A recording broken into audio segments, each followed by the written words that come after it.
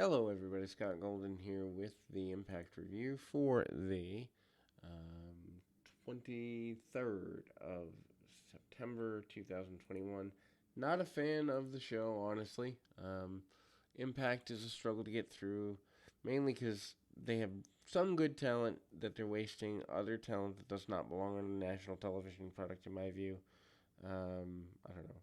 And then the BTI concept is something that you anyway, Laredo Kid and John Skyler on BTI. Why isn't that on the main program? I don't get it. Doesn't make sense to me. Matthew Reinwald is shown watching the match in the back. Opening video is a recap of Victory Road. Josh Alexander Chris Sabin match, which obviously sees Alexander take the win. And he comes out with the option C. He basically wants to challenge Christian. Show up with Scott D'Amore in the ring announcing that Josh Alexander has indeed called for option C, and thus he invites Alexander out to the ring to officially relinquish the X Division Championship. Alexander comes out, explains that he relinquishes the title, and he must understand win or lose bound for glory, he will not continue as the X Division Champion after tonight. Alexander said he believes that he can be the face of the company, but only can do it as a world champion. Before he continues, Christian Cage comes out. Cage tells Alexander that unlike him, who almost lost his career, he did lose it for several years, and he clawed himself back and became champion. Cage tries to mess with Alexander's head, saying that if he gives up the X title, he will have nothing after Bound for Glory. Alexander then has no second thoughts, turns over the title to D'Amore. Cage comes off a bit of a heel. Everyone is behind Alexander. Ace Austin suddenly decides to join in. Austin says that he's close to winning the title at Victory Road, and he's not quietly going to stop chasing the title. And Austin also messes with Alexander, saying he should relinquish the title. Short ball brawl breaks out Austin and Fulton, and they lay out Cage and Alexander. Jim Miller interviews Rich Swann, Willie Mack about the announcement they had. Swann and Mack and said that since the X Division title is vacant, Mack wants a shot at the title, while Swann wanted to enter the Call Your Shot Gauntlet match Bound for Glory. I don't like these gimmick matches for the sake of gimmick matches. Anyway, Brian Myers and his group of students walk up and announce that they're entering the Call Your Shot Gauntlet. I guess the Good Brothers feud is over. Rich Swann then challenges Myers and one of his students to a tag match. Beal and Dice discussed which should be doing what. Backstage, Doctor tries to evaluate Cage's eye, which has been injured by Austin in the opening brawl, and then Alexander asked D'Amore to sign the match between them against Austin Fulton, but the Doctor would not allow Cage to wrestle until he was clear. D'Amore books Alexander versus Austin later tonight. David Finlay with Juice Robinson defeats Hakuto with Chris Bay. Bay and Hakuto have been feuding with FinJuice ever since Jay White came into the company. Power versus speed match. Finlay gets a lot of offense, and as long as he can keep distance from Hakusan, every time Hakusan gets his hands on Finlay, he hurts him and slows him down. Finlay starts to gain some momentum, and Hakuto puts the referee in to distract. Hakuto works over Finlay for a decent amount of time, has him down with a headlock, but again, Finlay gets some distance and continues. Finlay then makes a comeback, and a crossbody for near fall follows with a sleeper, but Hakuto tosses Finlay off and takes him out with a big clothesline. Hakuto then goes for the choke slam, and I gotta grab my phone. We'll be back in 2 shakes of a lamb's tail right after this.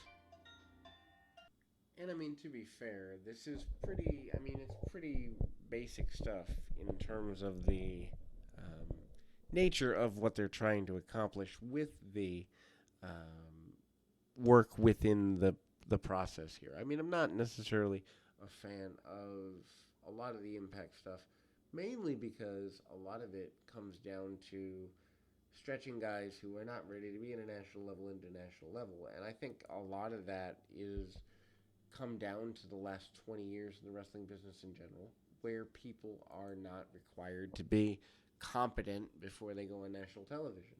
Um, anyway, so we kind of move into a run here. Um, and so, Dave Finley with Juice Robinson, the Hakuto thing. Uh, Finley finally made a comeback, hits crossbody for near fall, follows with a sleeper, but Hakuto tossed Finley off, sends him in a clothesline. Hakuto then goes for chokeslam, but Finley then tries to stunner, trips him against the ropes, and wins with a roll-up. Surprise win there.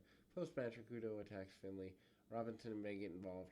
Finjuice ends up outsmarting the Bullet Club, and they're ready to win a brawl and Doomsday Device. But out comes El Fantasmo, begins the aid. 3 finished off Finjuice, and then they do a loaded super kick. Promo from Violent by Design. Rhino Eric Young tells Rhino to attack. Last week can either be an exodus or a passage for him. He understands that violence and in falls on him whenever he wants to apologize and move forward and be the war machine or not. And he gives Rhino an ultimatum, gives them an answer. Miller interviews Cardona and Green about their match against with Raju tonight. He says the Victory Road, he did all he wanted to do. He beat up both Raju and Shira, so he was out, but Green still wasn't done until tonight when she gets her hands on Raju. Video of Kimberly and Brandy Lauren giving Su Yung some souls they had collected. It was just a belt. Anyway, this is just goofy. Raju defeats Chelsea Green with Matt Cardona. This is also goofy. Green and Cardona have been feuding. Matt sees Raju play around with the size advantage, gets the better of Green early, then gets too cocky. Green gets some offense in on him. Raju regains control and then stacks up, playing around, overpowering Green, breaking own pins, and once again getting cocky for his own good. Time around, Green makes a comeback, and then a couple of near falls. Raju and Green trades near falls and ends up with Cardona getting involved, breaks the pin. Raju then has his hands on the ropes, and during the commotion, Rajan Singh makes a return, attacking Cardona, distracting Green, and allowing Raju to roll her up for the win. Not exactly a good segment. Eddie Edwards cuts a promo about not learning that Alicia shouldn't have come out with him at Victory Road. He vows that Morrissey would pay. Callahan approaches him, and instead of calling him out for being left alone last week, he told Edwards that it's time they did something about it and went out to find Moose and Morrissey. They find Moose first, and initially he gets the better of Edwards. But between Callahan and Edwards, they torture him until he gives out Morrissey's location. They're the baby faces. Baby faces torture people now, it appears.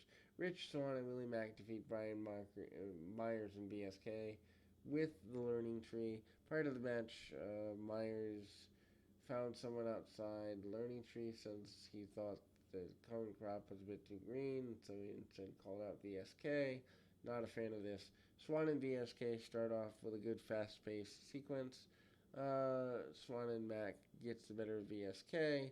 Myers tags in and goes off against Mack, and after Mack gets a couple of takedowns, Ziggy Dice distracts Mack, allowing Myers to cut him off. Myers and VSK works on Mack for some minutes until Mack gets caught. Myers then comes with a pop-up forearm.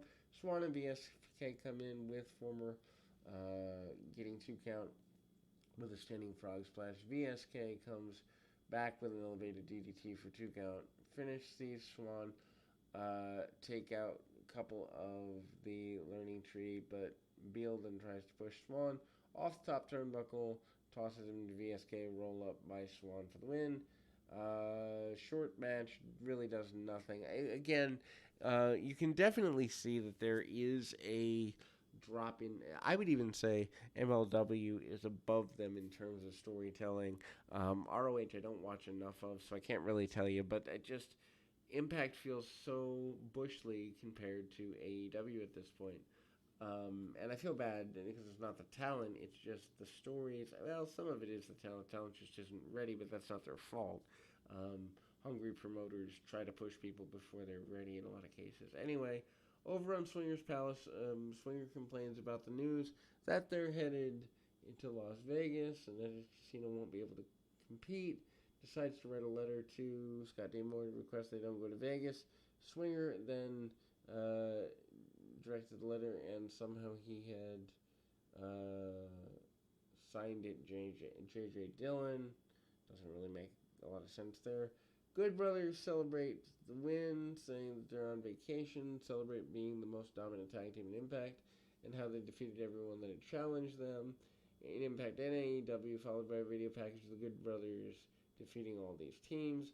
Mickie James comes to the ring. She said she's glad to have returned at Slammiversary with the intention of showcasing and building the women's wrestling division. She brings up Deanna Purrazzo's actions at the NWA Empower and how disrespectful they were, but again, she's returned in kind. James calls out Purrazzo. James then calls out Purrazzo and calls her entitled and challenges her to a match Bound for Glory for the Knockouts Championship. Purrazzo then brings out that she's accepted James's request for her to wrestle Melina Perez, but doesn't owe her anything more than that. And Purrazzo said that wrestling is what everyone wants, but she doesn't get anything from wrestling. James said she doesn't even idolize James. When coming up, Purrazzo tells James that here on Impact she needs to earn her title shot. Both women start to brawl with each other until security comes out, pulls them apart.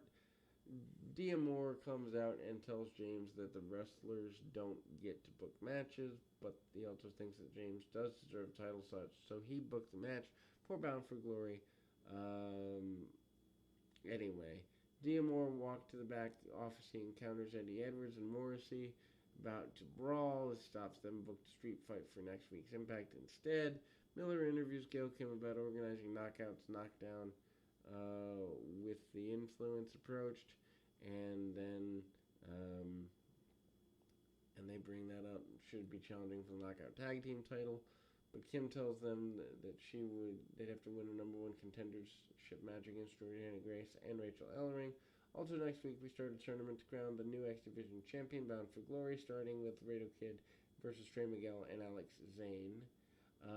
Three-way matches are useless, as I've said before, but we do them anyway. Anyhow, Josh Alexander defeats Ace Austin with Madman Fulton. Alexander dominates the match from the opening bell, gets some distraction, stays focused. Fulton trips him up, and Austin gets cheap shot in on him. Alexander then comes to block him. Austin then keeps cheap shots here and there, and they start to pile up, but Alexander keeps control, getting near falls over and drops Austin with a delayed vertical suplex, looking for the ankle lock when the opportunity presents itself. It was until Alexander distracts himself with Fulton for a minute that Austin has had enough time, recovers and gets some space and uses speed to cut off Alexander. Austin then goes straight for the head and keeps that targeted throughout heat segment and tosses Fulton here and there. Alexander then makes a comeback, and while Austin still manages to counter most of the offense, Alexander finally drops Austin with a German to keep him down. Alexander catches Austin with a running boot before trying a C4, but Austin blocks, and Alexander and Austin trade counters, near falls. Alexander hits a crossbody through the ropes only to get a spin kick by Austin. Austin finally goes for the fold. Alexander counters into a powerbomb of the knee, and then the C4 spike for the win. Not a bad main event at all. Post-match, Fulton attacks Alexander, joining Austin until Cage runs down, and Cage and Alexander clear the ring, but later he isn't happy. Cage gets involved, and Austin and Fulton attack again, but they come out. Basically, Christopher Daniels comes out, takes down both Austin, and teases hitting the Angel's wings on Fulton before Austin and Fulton run out. I mean, Christopher Daniels coming back here is pretty cool, but it's certainly interesting to say the very least. Anyway, we'll be back with more right after this.